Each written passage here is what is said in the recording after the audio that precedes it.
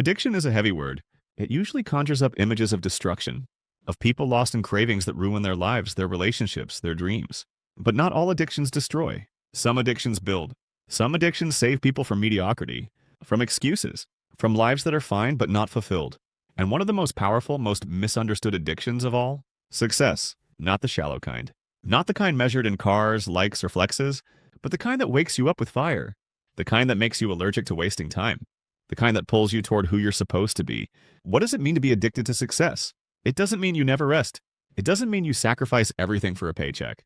It doesn't mean burnout, grind, or hustle culture. It means you've made a decision, a deep internal commitment that says, I will no longer tolerate half versions of myself. I will no longer abandon my potential just to fit in. I will no longer coast when I was made to climb. It means success isn't just a wish. It's a need. Not because you're chasing approval, but because you've tasted progress. And now, average doesn't feel good anymore. The world will tell you to calm down, to chill, to relax, to stop trying so hard.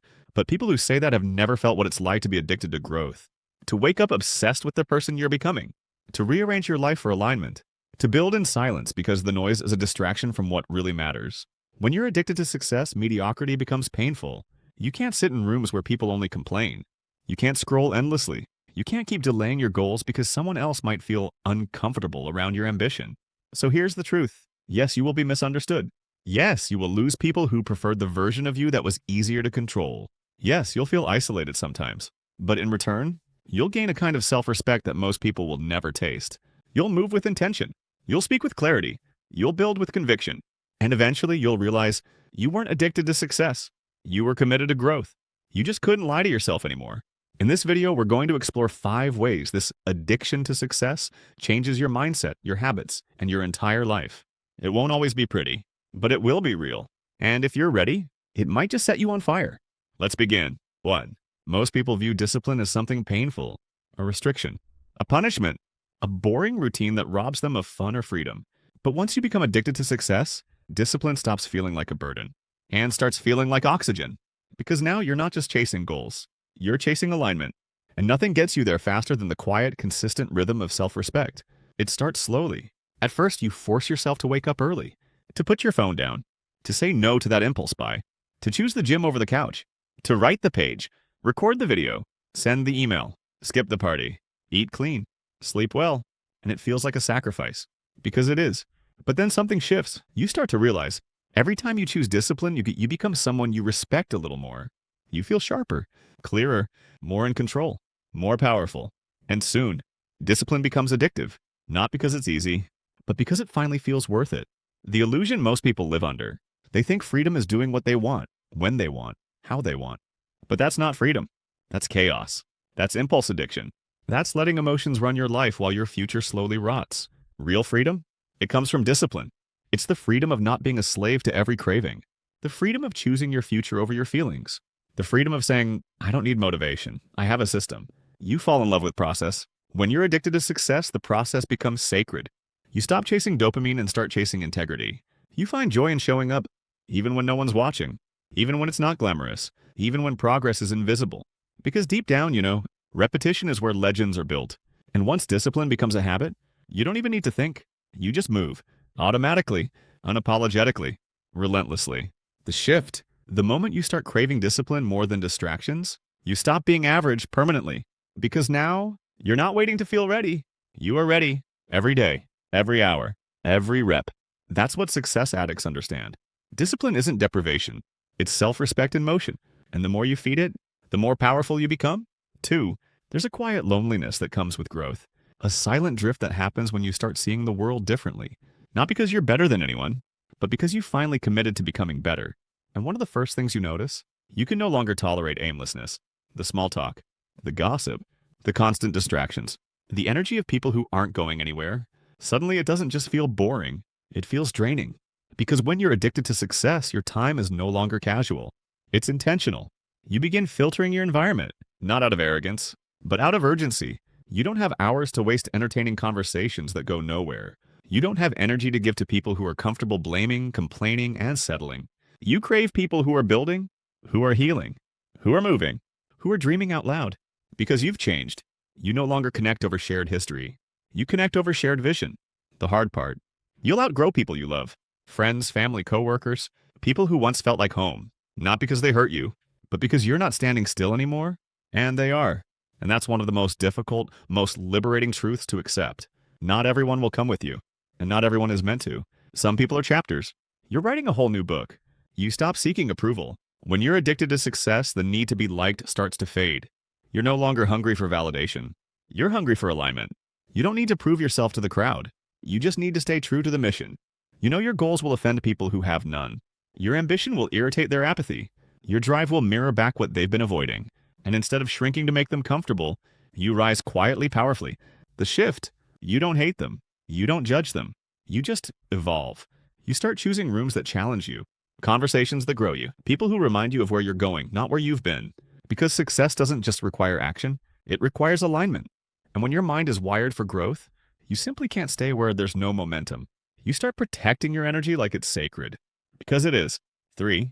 At some point, you stop waiting for someone to teach you. School ends. Degrees fade. Certifications collect dust.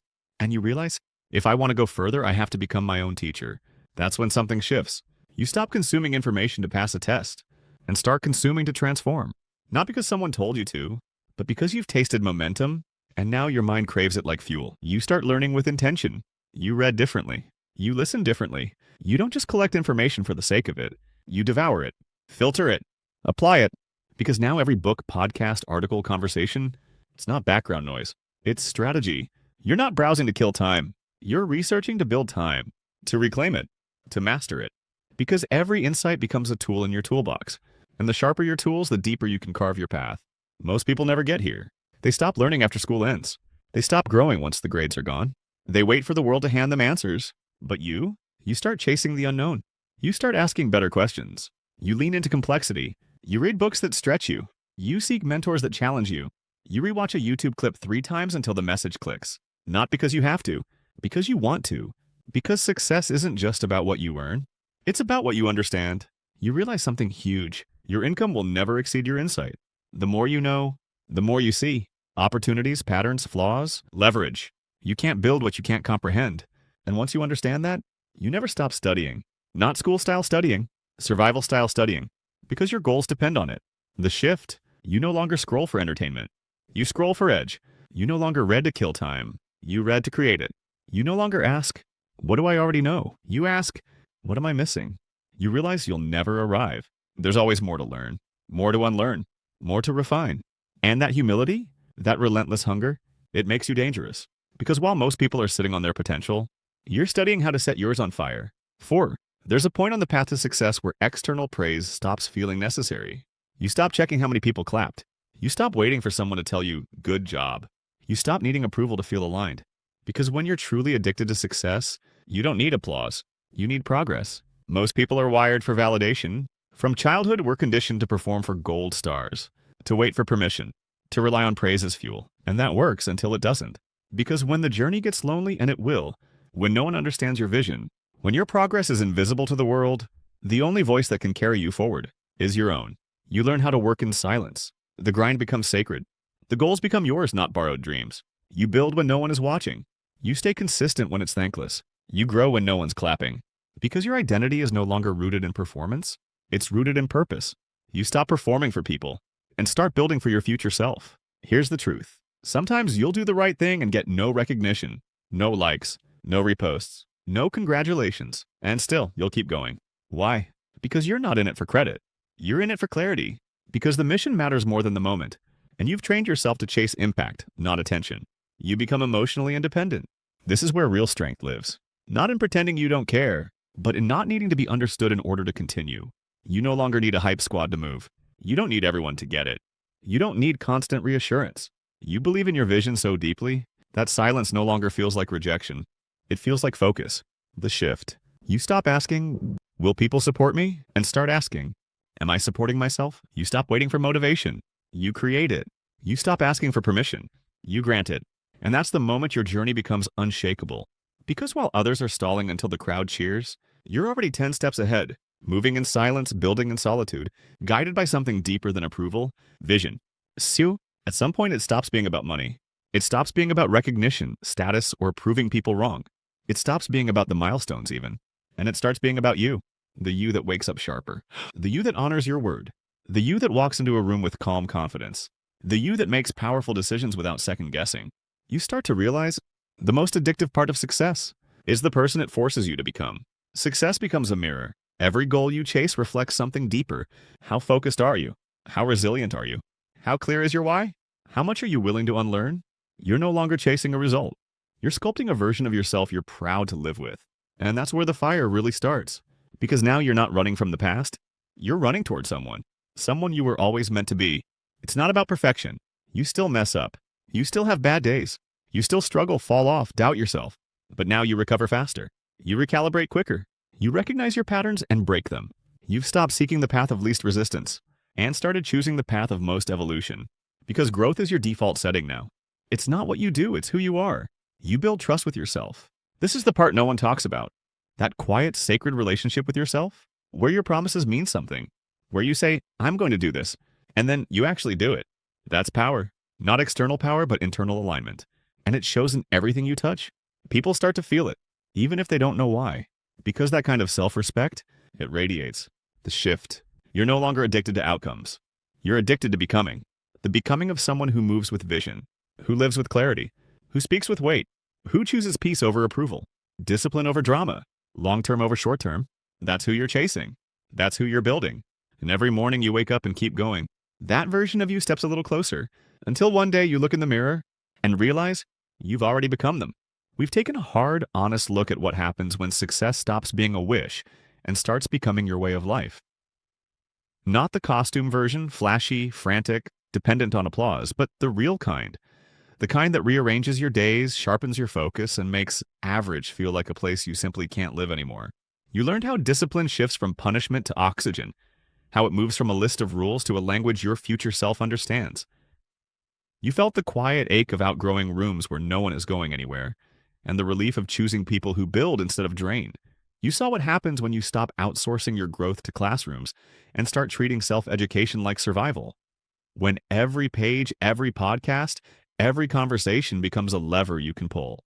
You discovered the strange, sacred power of moving without cheerleaders, of building in silence because the mission matters more than the moment. And you touch the deepest part of this journey.